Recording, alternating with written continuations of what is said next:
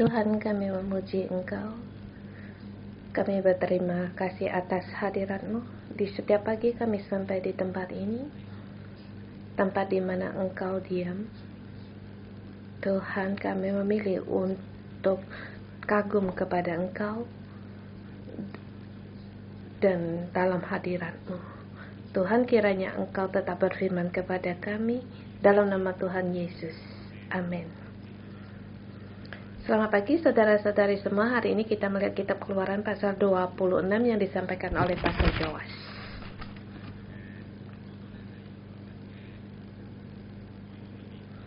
Sebelumnya kita menerangkan tentang kemah pertemuan, kemah Allah dan ruang Maha Kudus. Di sini banyak ada perabotnya dan juga punya makna tertentu dan punya kehendak dan tujuan Allah. Bagaimana kita memilih tempat untuk mengadakan pertemuan dengan Allah. Membaca pasal 25-26 ini banyak sekali urutan. Boleh dikatakan ini terulang-ulang dan juga sangat teliti. Dan ini juga menyatakan Allah sangat menghargai pertemuan Allah dengan manusia. Dia sangat menghargai dan juga banyak urutan dengan teliti. Dengan hari ini saya melihat Allah sangat menghargai manusia bertemu dengan Allah.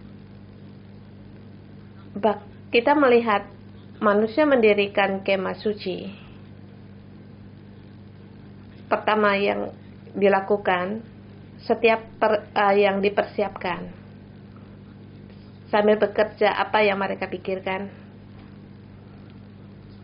Ya Allah, mengapa Engkau ingin aku mengerjakan hal ini? Ya Allah, mengapa hadirat-Mu ada di tengah-tengah kami yang begitu besar? Setiap bangunan, semua itu dari petunjuk Allah. Umat Allah sangatlah kagum kepadanya. Allah yang menuntun kita keluar dari Mesir, mengajar kita untuk mendirikan kemah suci. Kemudian janjinya, pada saat kita mendirikan kemah suci, mendirikan ruang kudus, Dia akan diam di tengah-tengah kita. Allah sendiri berfirman, Dia hendak diam di tengah-tengah antara umat yang dari perbudakan. Saya percaya dalam pendirian ini sangat serius sebab mereka hendak menyambut ke Allah diam di tengah-tengah mereka. Di pasal 25 ini dengan teliti menerangkan ketentuan-ketentuan mendirikan kemah suci. Dan kemah suci apa artinya? Yaitu diam, diam atau tempat tinggal. Allah hendak diam di tengah-tengah kita. Dengan tema di hari ini menghargai kemah suci di mana kita bertemu dengan Allah. Pada saat kita melihat pasal 26,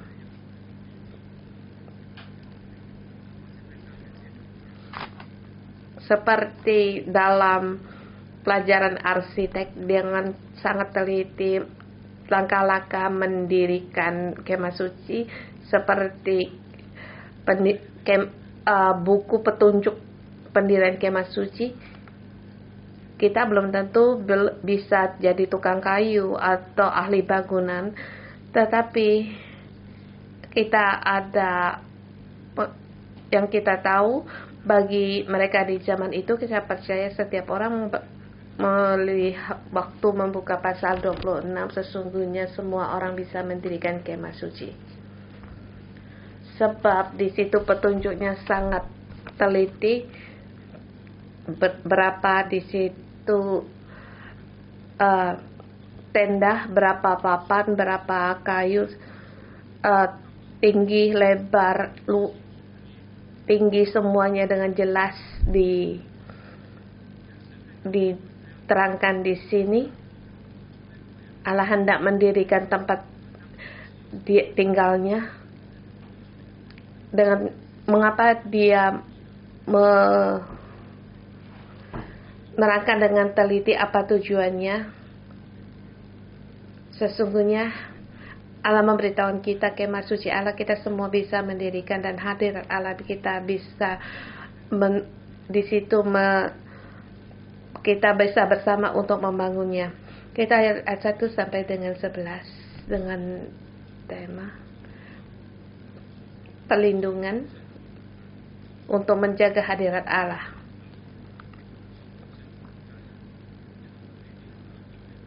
Ayat 1 sampai dengan 14. Di sini mendirikan bagian luar dari kemah suci yang dimulai dari luar. Di situ kemah suci terdiri dari apa? Yaitu satu-satu dari penutup atau tenda. Di sini tertulis ada gambar yang saya siapkan bagi kalian lihat. Bentuk dari kemah suci. Di luar penutup dari kemah suci, di situ ada 4 lapis yang ungu. 1 dengan 6 yaitu tenda penutup, dan di situ ada tenda yang di ujungnya yang merah itu dari kulit lumba-lumba.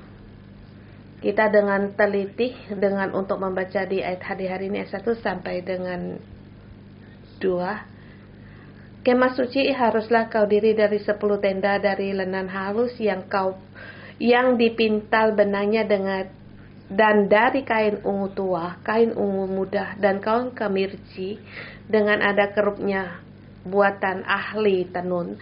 Haruslah kau buat semuanya itu. Di sini dikatakan lapis yang pertama dari kemah suci itu, di situ ada tenda. Tenda bukan hanya dari tiang kayu, tetapi menjadi tenda ada sesuatu yang untuk dibungkus. Kemah suci itu yang paling inti di situ terdiri dari 10 tenda. Yang terdiri dari lenan halus yang dipintal benangnya dari kain ungu tua, ungu muda, kain kemirci. 3 macam kain ini sama dengan jubah imam. Jubah imam artinya apa? Yaitu kekudusan. Waktu imam memakai jubahnya berarti dia harus kudus. Kalau dia tidak kudus, dia tidak bisa masuk di dalam hadirat Allah. Kalau imam dia di situ tidak kudus, dia akan membayar harga bahkan untuk sampai dibunuh. Di sini kemah suci sama dengan imam, jubah imam. Bahkan di situ ada kerup yang melambangkan kekudusan dan hadirat Allah. Dan juga di situ mewakili akan kemuliaan. Dengan panjangnya di situ tenda itu ada 28 hasta, lebar 4 hasta, dan tenda harus diukur. 5 dari tenda harus dirangkap menjadi 1, 5 juga dirangkap menjadi 1. Yang lain. Dan juga di situ di tepinya ada sosok-sosok di alat 50 sosok harus kau buat dari tenda yang 1 dengan 50 sosok dari tenda yang di ujung pada rangkapan yang kedua, sehingga sosok-sosok itu berhadapan satu dengan lainnya. Dan ayat ke-6 di situ harus juga dibuat dengan 50 kain emas yang menyambung tenda-tenda kemah suci satu dengan yang lain dan dirangkap menjadi satu. 12 di situ ada 2 tenda yang sama ukurannya.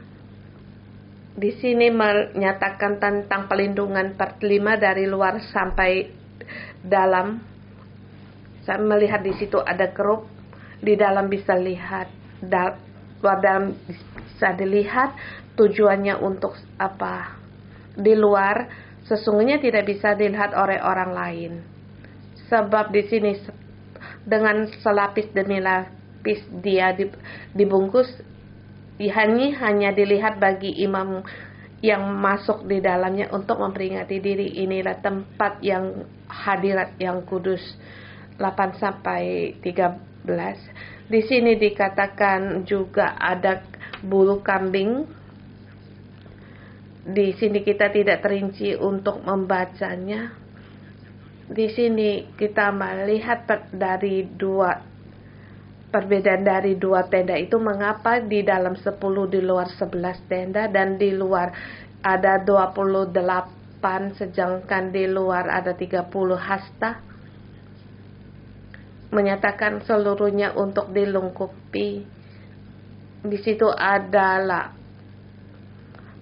tenda yang bisa menutup seluruh kemah suci, dan kemah suci terdiri dari barang-barang yang sangat berharga. Saudara semua, kita renungkan umat Israel baru keluar dari Mesir. Mereka dulunya adalah budak. Kebanyakan bisa mendirikan kemah suci, ruang maha suci, semua dari perkakas-perkakas itu disediakan oleh Allah. Saya percaya juga barang-barang ini diambil dari orang Mesir waktu mereka keluar dari Mesir. Kita bayangkan betapa berharganya barang-barang ini. Dan di sini juga ada bahan-bahan yang diwarnai, yang dengan bahan yang sangat yang mahal dan berharga. Ini hal barang yang berharga untuk merujuk pada kekudusan Allah, dan juga di luar yaitu dengan berusaha untuk melindungi kekudusan Allah. Kemudian di bungkusan kedua itu tendanya terbuat dari bulu kambing, dan juga lebih lagi merujuk harus berusaha menjaga kekudusan Allah. Kemudian di situ di lapisan berikutnya itu kulit domba jantan yang diwarnai merah, dan tudung dari kulit lumba-lumba itu melambangin yaitu kesamaan dan juga penebusan. Kulit lumba-lumba yang di atas sebagai tenda yang paling luar. Di tempat Israel, apakah ada kulit lumba-lumba? Mengapa di sini ada kulit lumba-lumba? Saudara semua, kalau kalian membaca di sini, adakah satu pertanyaan? Kebanyakan di kulit lumba-lumba atau lumba-lumba di sini kita bisa kita lihat di film yang bisa di Marga Satwa kita bisa melihat. Tetapi mengapa ada lumba-lumba di sini tidak dijelaskan dalam Alkitab?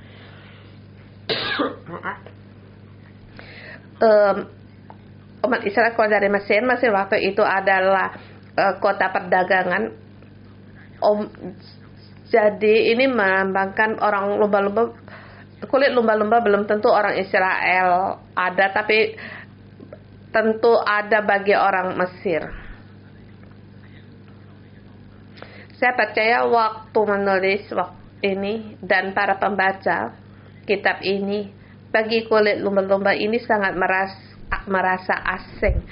Apakah yang dimaksud? Apakah kulit lumba-lumba di sini atau kulit anjing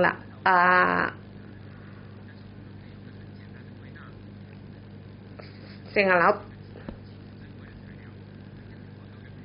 Kulit anjing laut di sini.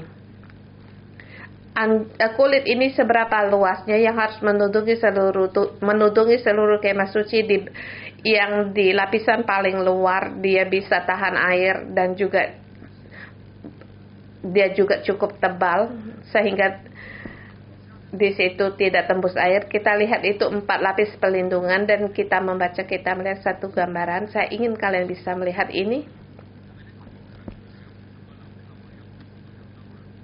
Lebih lagi tegaskan ada 50 sosok-sosok, ada jumlah-jumlah ini bisa dirangkap, bisa dilepaskan, bisa dibongkar. Jadi tema yang dirikan Allah itu bisa dipindah-pindah. Kalau kemah suci melambangkan tempat rumah Allah di mana dia diam, bagi kita sekarangnya itu merujuk pada di mana kita menyembah Allah, tempat kita menyembah Allah di satu yang tetap. Seperti di hari ini kita di lobinya Fulai dan di Merseyside, ini adalah tempat yang tetap, tetapi waktu tempat di mana kita menyembah Allah kita bisa pindah-pindah. Ini menambah nuditan kita. Allah bersedia diam di tengah-tengah kita, tetapi di mana dia diam itu bukan satu tempat, tetapi mengikuti umatnya di mana umatnya berada. Di tengah-tengahnya, disitulah tempat Allah diam, yaitu kemah suci. Jadi bagi kita saudara-saudari semua, kita semua punya kemah suci milik kita sendiri. Ya, tentu kita tidak sendiri mendirikan gereja.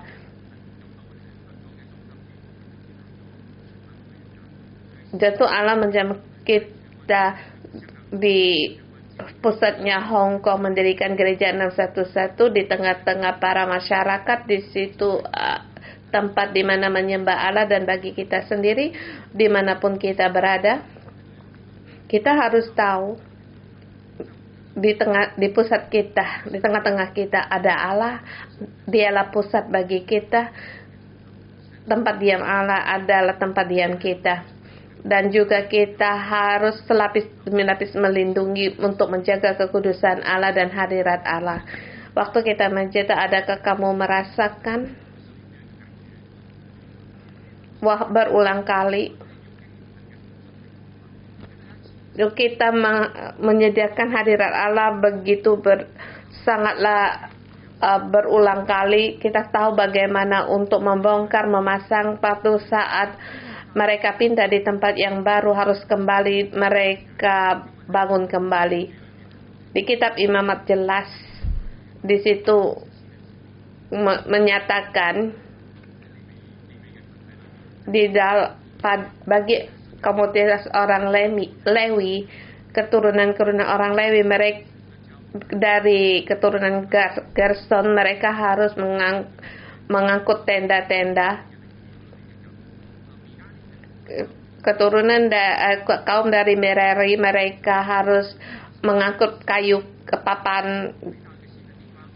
Mereka pindah di tempat yang lain, mereka dalam satu hari dan kembali mendirikan kemah suci Allah. Dan bagi kita hari ini Allah mengingatkan kita dimanapun kita berada,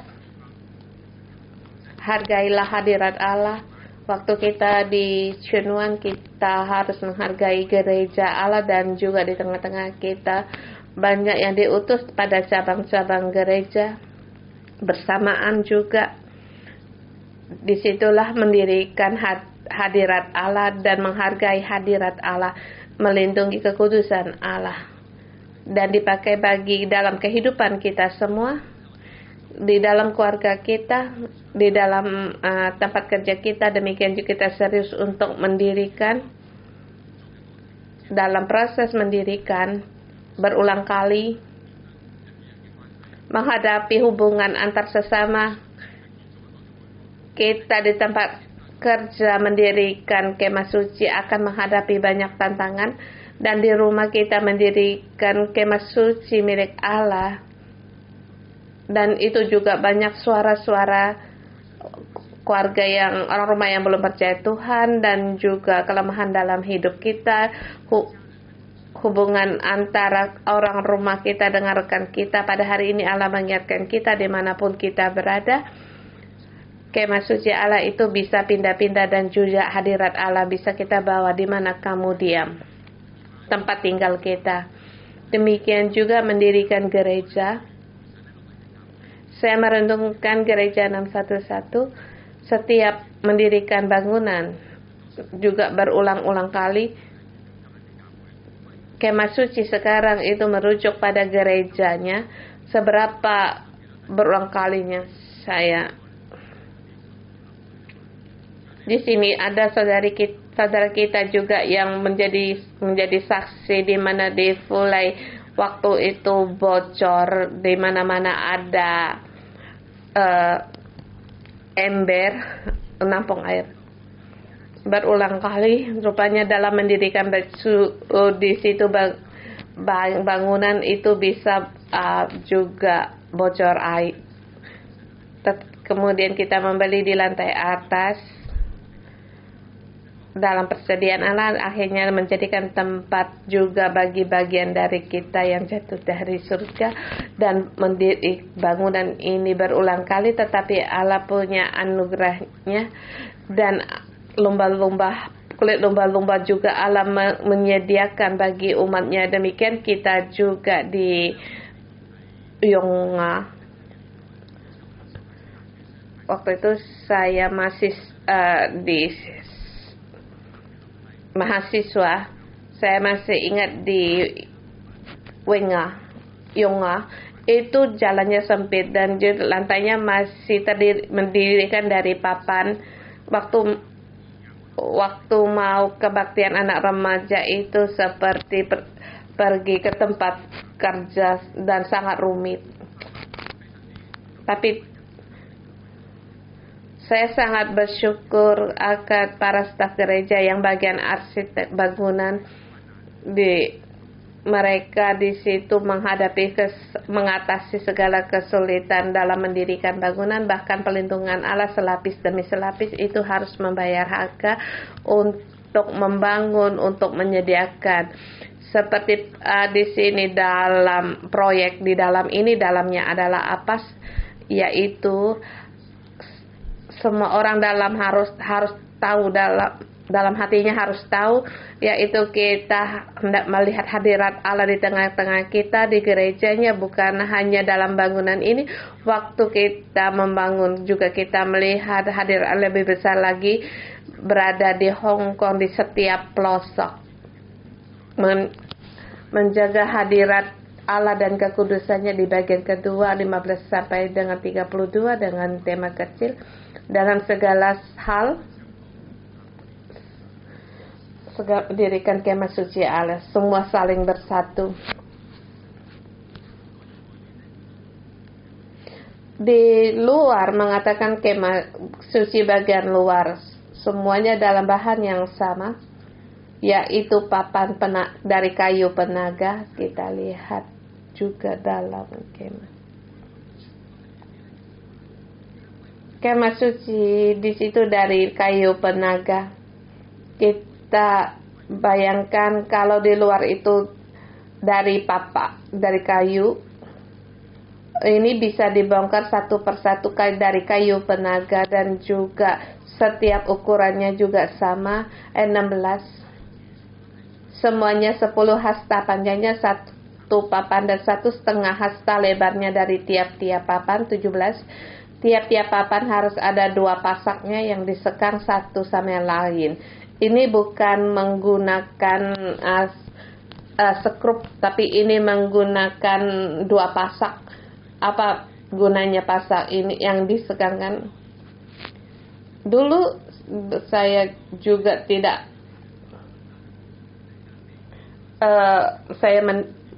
membelikan perabot.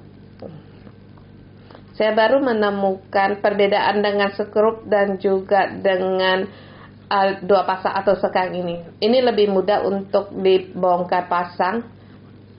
Kalau kamu menggunakan sekrup, walau ada sedikit bengkok-bengkok, kebanyakan juga perabot itu almari itu bisa dipakai. Tetapi kalau menggunakan 2 pasang itu kamu tidak lurus sedikit pun, maka tidak bisa dipasang.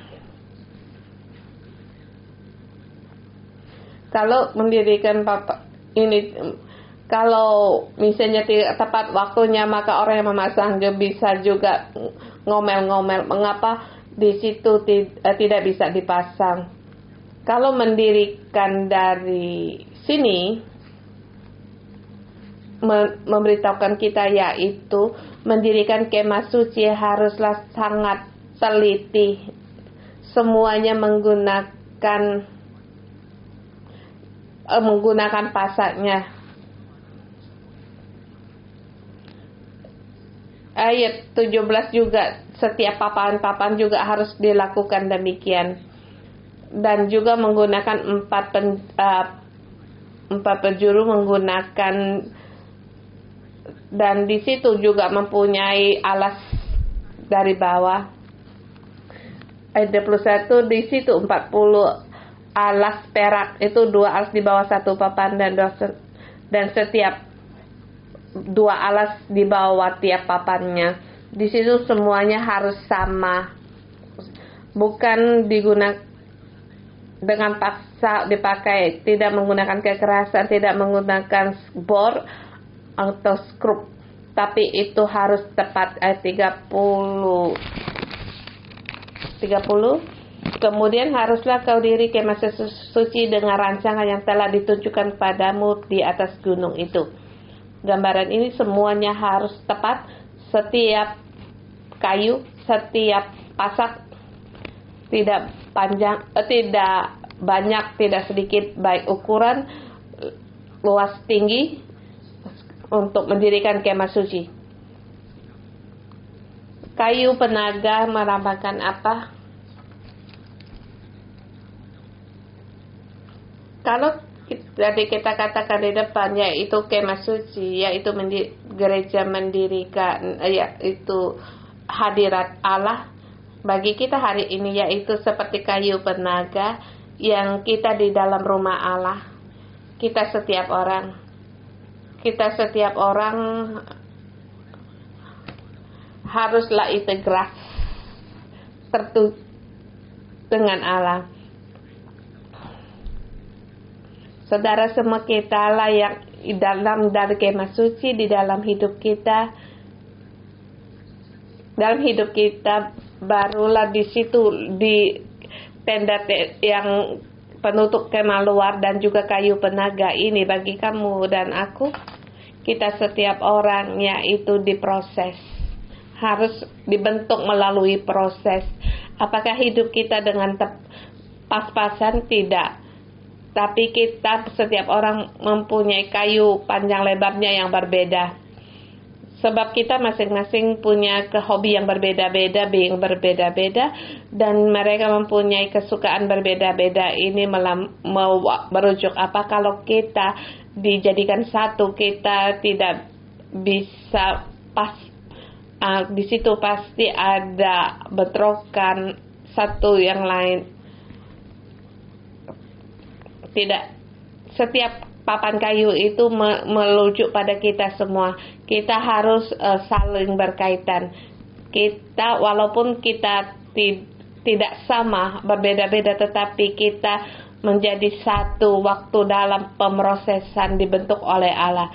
Kita sekarang harus integras. Waktu kita membedakan tentang yang baik dan yang jahat, karena pendapat kita tidak menjadi satu, maka akan menimbulkan keributan. Tetapi di sini mempertegas untuk saling terkait, saling berkaitan satu yang dengan yang lain. Anugerah Tuhan akan diam di tengah-tengah kita. Saudara semua, kita harus berkeputusan menjadi bagian dari kemah suci Allah seperti papan satu-satu integras yang bisa saling berkaitan. Setiap papan waktu ditegakkan bisa dibentuk menjadi kemah suci. Mendirikan kemah suci, yaitu kita harus setia dalam hubungan saling. Kita dalam hubungan, pasti ada orang yang tidak kamu suka, baik itu di anggota sel grupmu. Kita tidak bisa berkata setiap anggota sel mempunyai sifat yang sama atau satu dalam bersatu. Seperti di dalam komunitas ada orang juga kita bisa melihat satu orang yang kita suka atau ada yang tidak kita suka.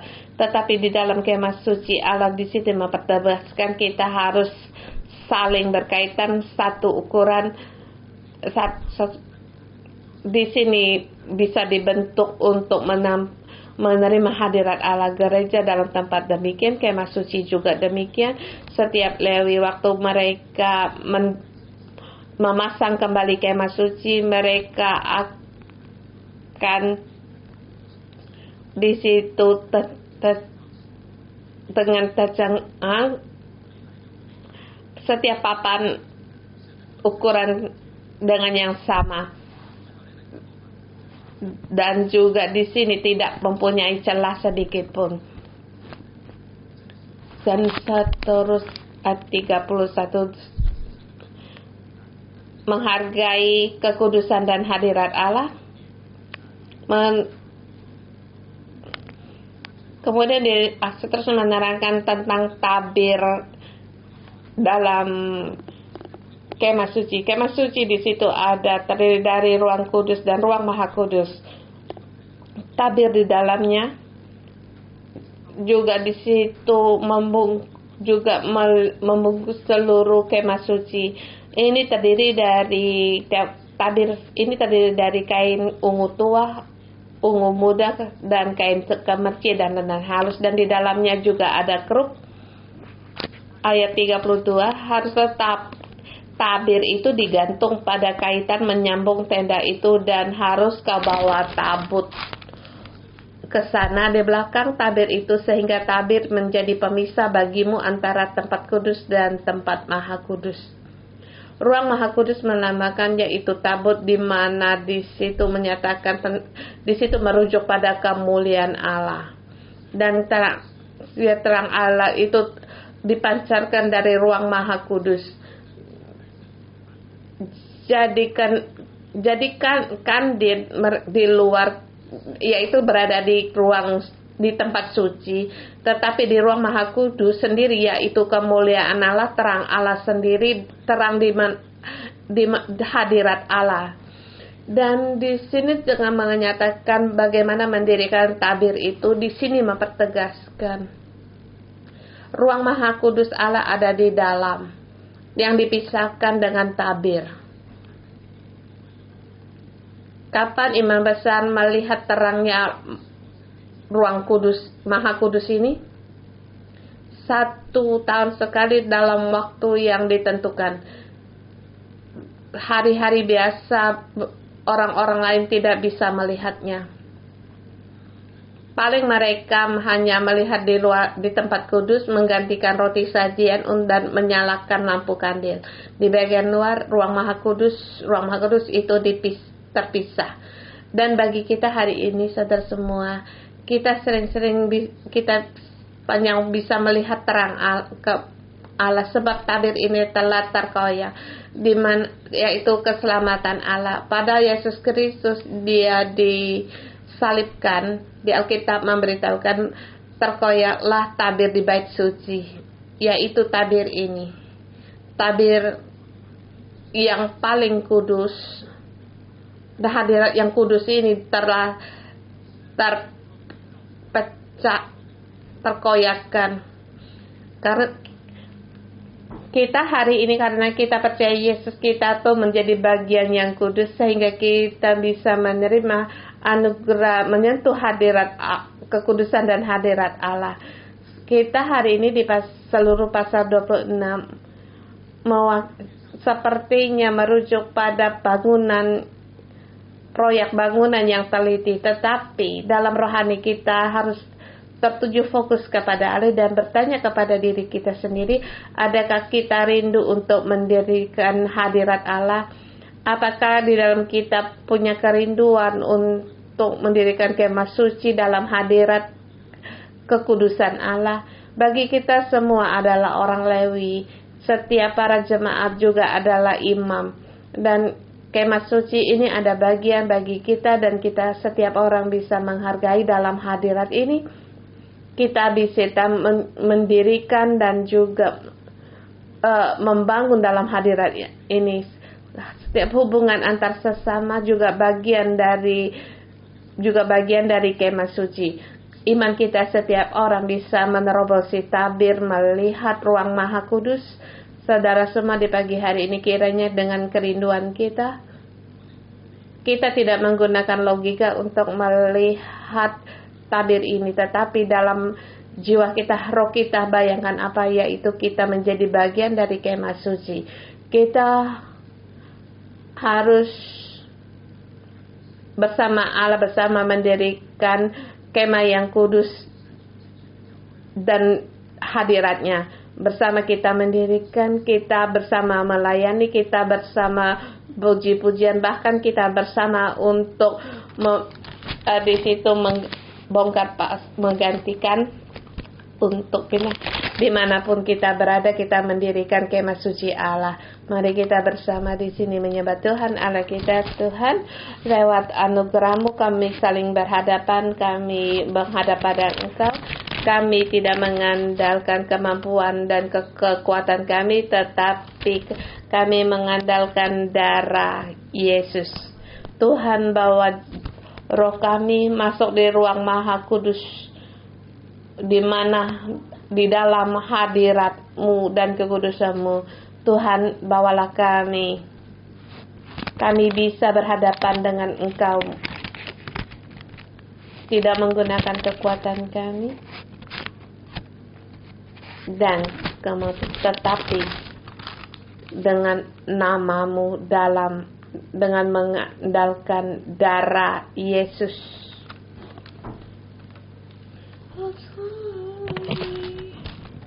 Aku masuk ruang Maha Kudus.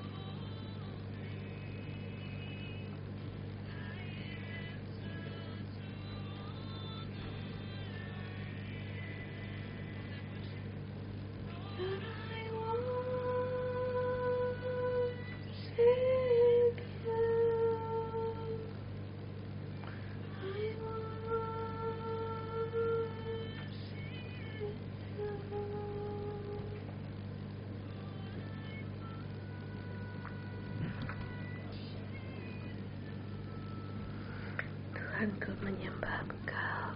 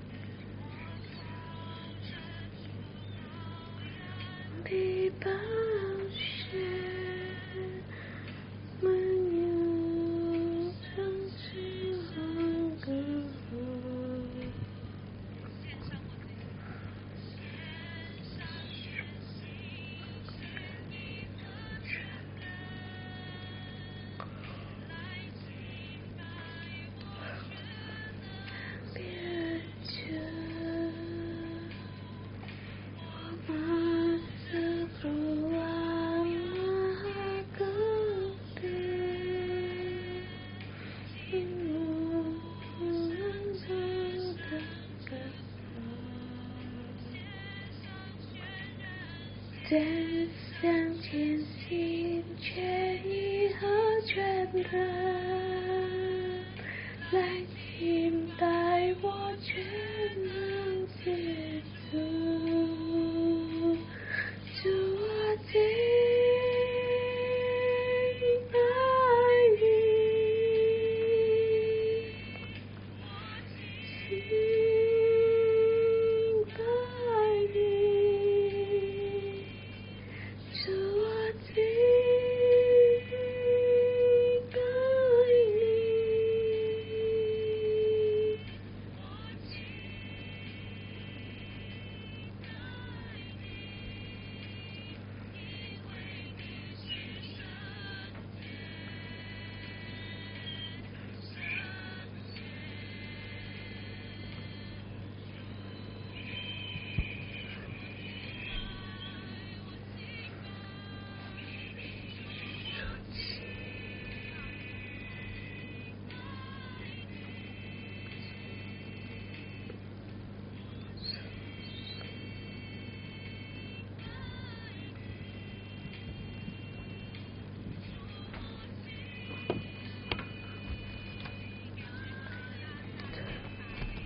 Yes.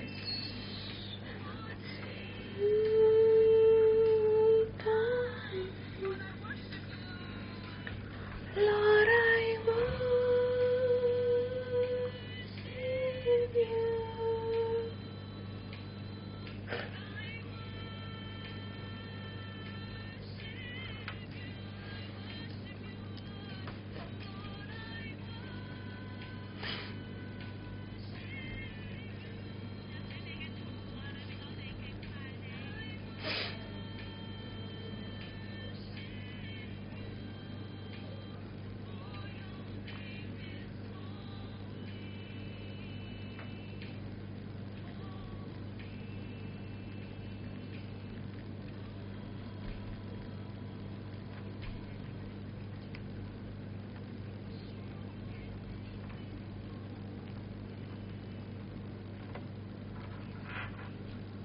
Kita bersama berdoa. Tuhan, bukalah roh kami,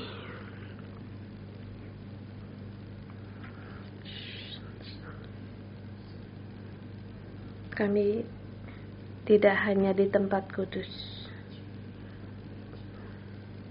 tetapi Tuhan, Engkau memikat kami untuk masuk di ruang maha kudus.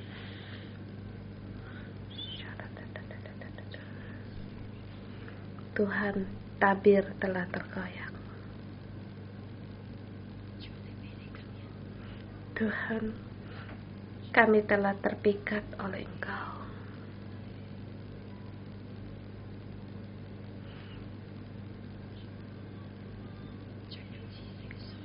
Masuk ruang maha kudus, berhadapan dengan Engkau.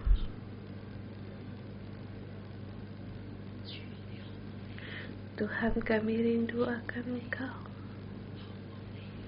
Rindu akan Engkau.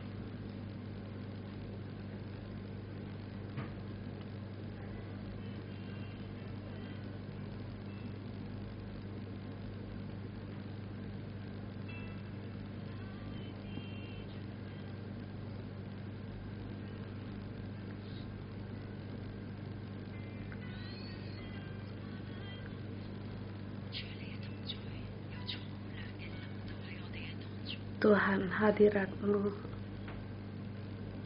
punya kuasa hadir di tengah-tengah kami. Roh Kudus, kami menyambut Engkau. Kiranya segala beban kami Engkau angkat. Tuhan, seluruh suasana Engkau ubah. Tuhan, kami perlu akan Engkau. Kami berhadapan dengan Engkau.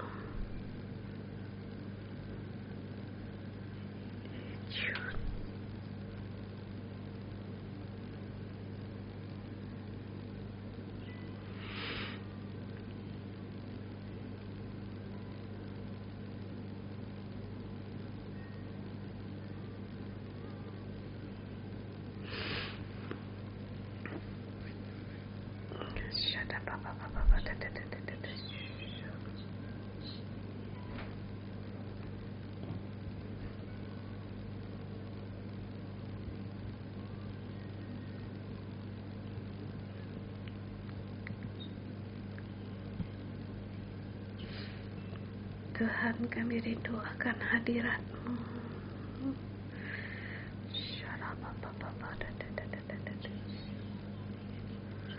Tuhan, kami rindu akan hadirat-Mu.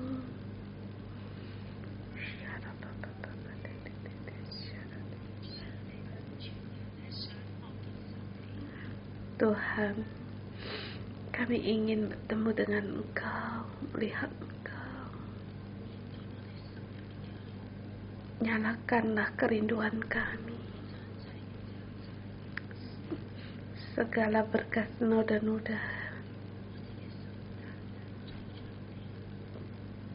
buanglah semuanya itu, biar kami hanya tertuju kepada Engkau.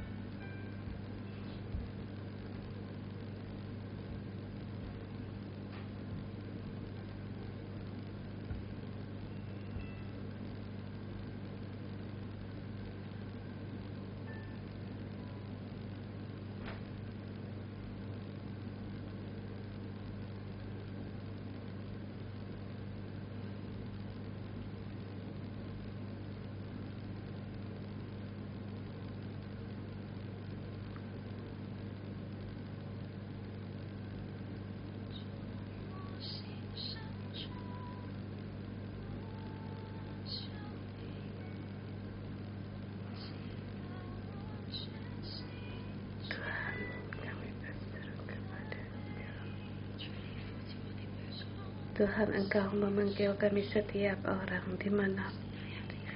dimanapun kami berada untuk membawa hadirat, dengan membawa hadirat-Mu. Tuhan, kami datang di tempat bait suci-Mu. Tuhan, Engkau memikat kami. Tuhan, kami fokus di dalam Engkau.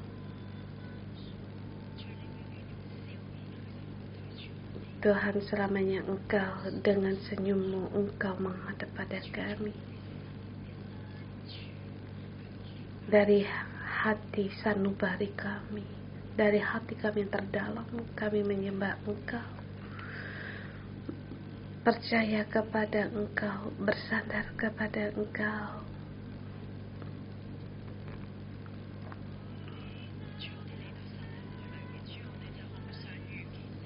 Kami di renungan pagi, kami ingin bertemu dengan Engkau.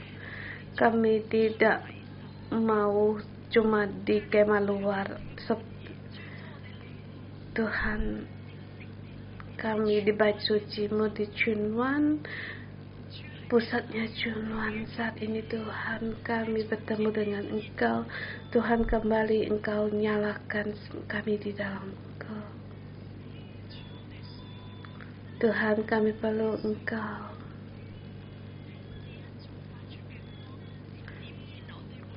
Terang yang dipancarkan dari ruang Maha Kudus, Engkau menyalakan kami, semangat kami.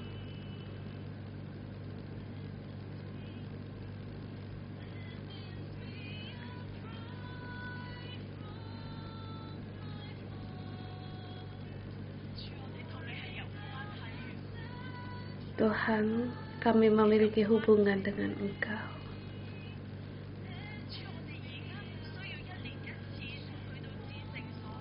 Sekarang kami tidak perlu setahun sekali ke ruang Maha Kudus kami, tetapi kami setiap saat pun kami bisa ke ruang Maha Kudus, asal kami mau. Kami mau semuanya taat di dalam Engkau.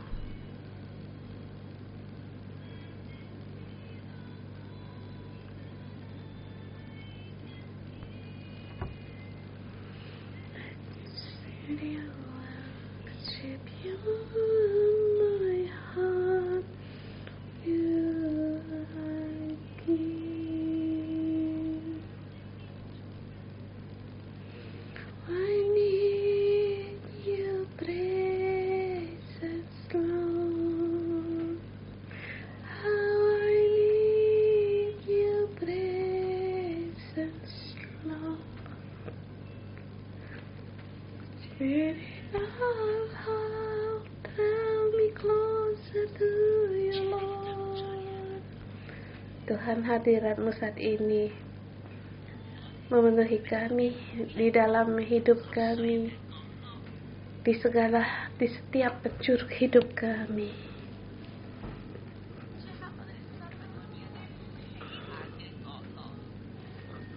Bahkan dalam hidup kami yang tidak terlihat, hadirat-Mu Tuhan, penuhilah kami.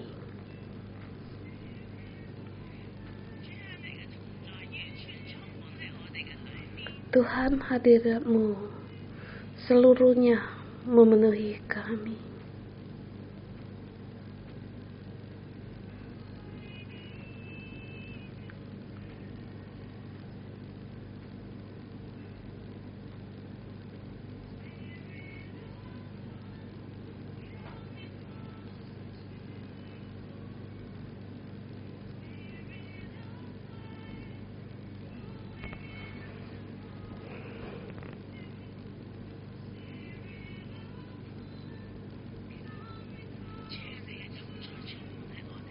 Tuhan, hadirat-Mu memenuhi kami.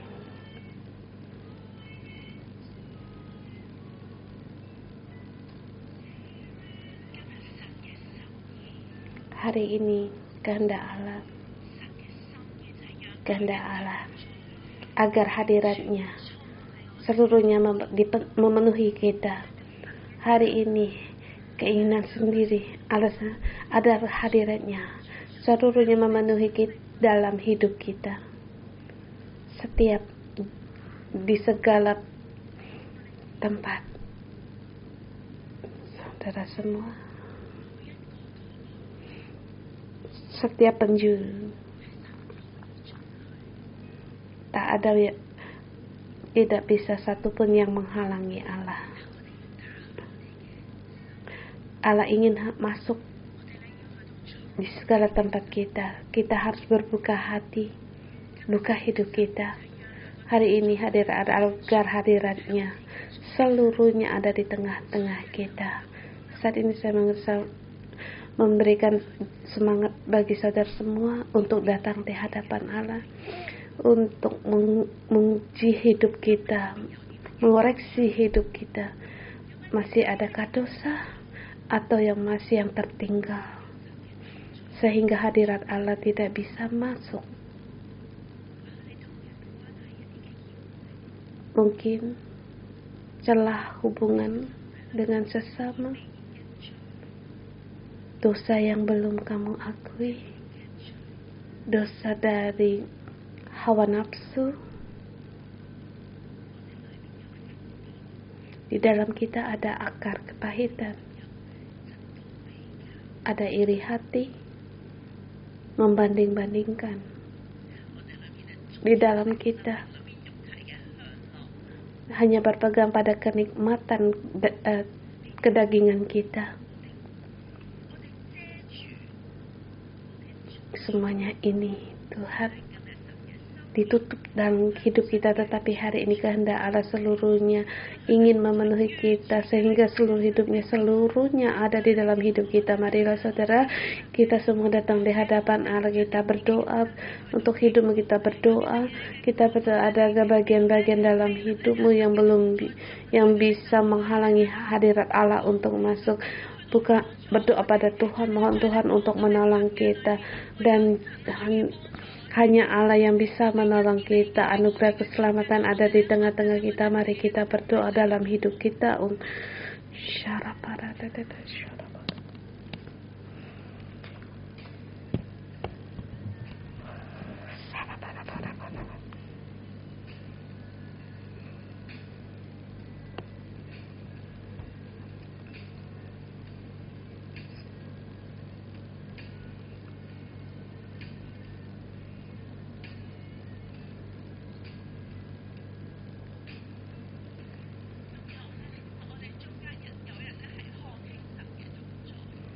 Bahkan saya merasakan kamu meremehkan hadirat Allah, maka perlahan kamu akan kehilangan hadirat Allah. tak terpikir dengan hidupmu untuk menyediakan hadirat Allah. Mari kita berdoa, mohon Tuhan untuk menolong kita, untuk memulihkan kehendak Allah di dalam kehidupan kita.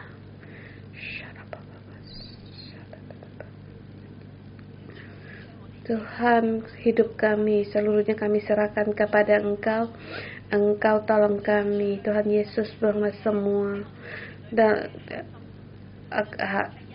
hutan belantara dalam hidup kami, Tuhan, kelemahan hidup kami seluruhnya Tuhan Engkau buang ini.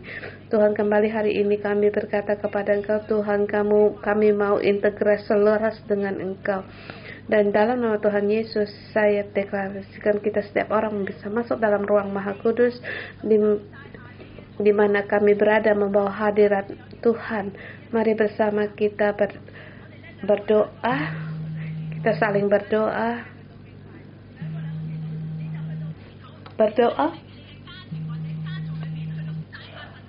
Kamu ingin di keluargamu, di rumahmu, untuk saling berdoa, membawa hadirat Allah di rumahmu, di keluarga, bagi orang rumahmu, di tempat kerjamu, di sekolah, atau di dalam sel grupmu.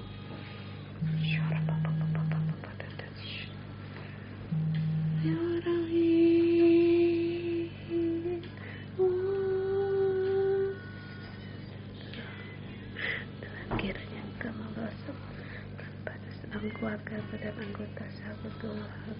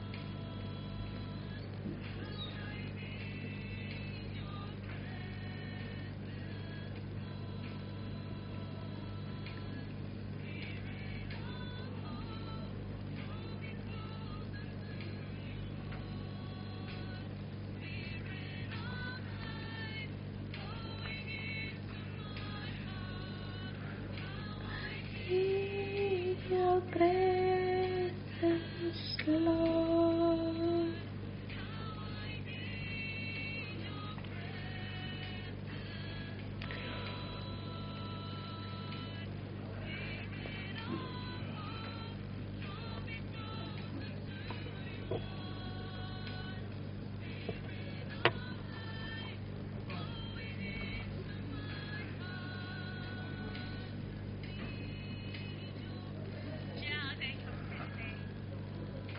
Tuhan, kami bersyukur, kami bersedia hadirat-Mu ada di tengah-tengah kami. Bahkan kami percaya dimanapun kami berada, keluarga kami, tempat kerja kami, orang-orang yang kami akan melihat hadirat-Mu dan mengenal hadirat-Mu, dan lewat kami hadirat-Mu hadir. Tuhan, kami memuji Engkau, kiranya kemuliaan-Mu menyertai kami, mengalami, dan juga kami bisa berbagi saudara semua. Kita juga berdoa untuk satu tim, yaitu tim Efles, yaitu tim untuk bangunan. Ya, kita berdoa untuk mereka, untuk mendirikan atau membangun itu tidak mudah, tetapi Tuhan memberikan kita tim untuk ahli bangunan di sini. Sebagai wakil, kita di sini berdoa untuk mereka, kiranya Kita terus berjuga untuk bangunan dalam gereja kita, dan juga kita punya tempat yang baru, BIC, dan juga di grup di Choncau. Dua tempat ini lagi dalam proyek bangunan. Kita berdoa segala jalan Tuhan membuka jalan. Kita bersama berdoa untuk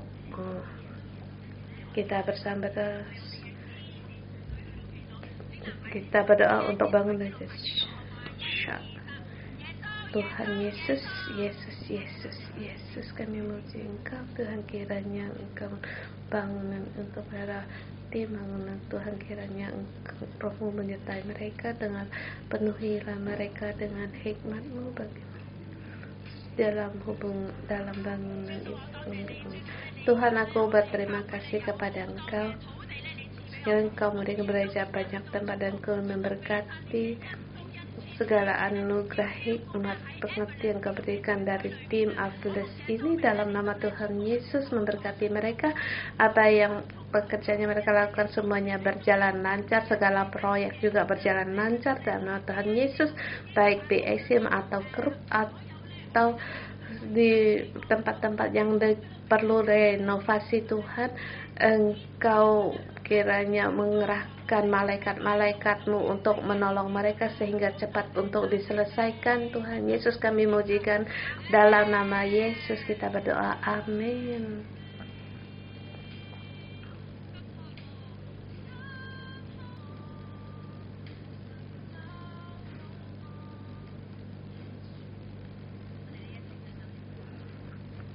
Mari kita terima berkat. Tuhan Yesus, kami memuji Engkau lewat kitab keluaran. Engkau terus berfirman kepada kami dalam nama Tuhan Yesus, memberkati saudara-saudara semua termasuk saya juga.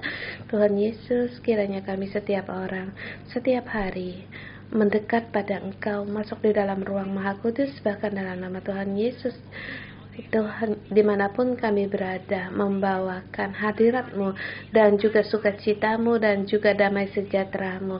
Tuhan Yesus, tolong kami dan untuk selaras dengan Engkau setiap saat mengambil keputusan yang Engkau materaikan, dan juga dalam penyertaan-Mu. Dalam nama Tuhan Yesus kita berdoa, amin. Kita renungan pagi sampai di sini. Tuhan Yesus memberkati.